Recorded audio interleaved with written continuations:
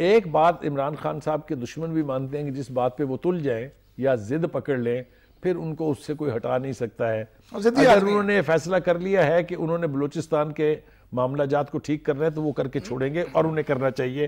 میں آپ کو پھر بتا رہا ہوں اس وقت بلوچستان پوری دنیا کی نظر میں ہے.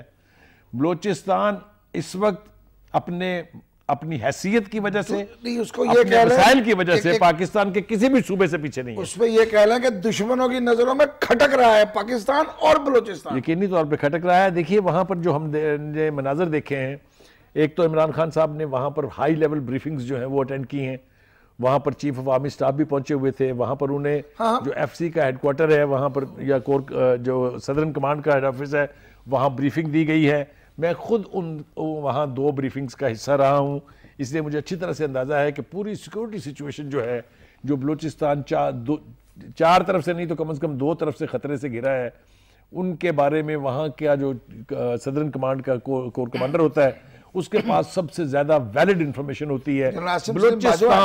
بلوچستان میں جتنی انسرجنسی کرائی جا رہی ہے افغانستان کی طرف سے اس کا پورا منظرنامہ وہاں ہوتا ہے. تو سیکورٹی کے اوپر بہت ہائی لیول بریفنگ ان کی ہوئی ہے. پھر انہوں نے وہاں کی حکومت کے وزیر اعلیٰ سے بھی ملاقات کی, گورنر سے بھی ملاقات کی. میں یہ سمجھتا ہوں کہ اب وقت آ گیا ہے کہ مینگل صاحب جنہوں نے جب جوائن کیا تھا حکومت کو تو آپ کو یاد ہے ان کی ریزرویشنز کیا تھی, کیونکہ وہ بھی ایک طویل عرصے سے اسی محرومی کا شکار اپنے آپ کو سمجھتے ہیں. ترقی مانگ رہے ہیں اور بلوچستان کی ترقی مانگ رہے ہیں, اور ترقی وہاں اس لیے دینی چاہیے کہ بلوچستان سے پاکستان کے باقی حصوں کو بہت کچھ ملنے والا ہے. ہم وہ نہ کریں جو مشرقی پاکستان کے ساتھ کیا. ایگزیکٹلی کہ لوگ کہتے تھے ترقی ادھر ہو رہی ہے ہم پر, اور وہ ہم مشہور کیا تھا کہ ہماری پٹسن سے وہاں سڑکیں اسلام آباد میں بنتی ہیں. یار خدا کا واسطہ ہے.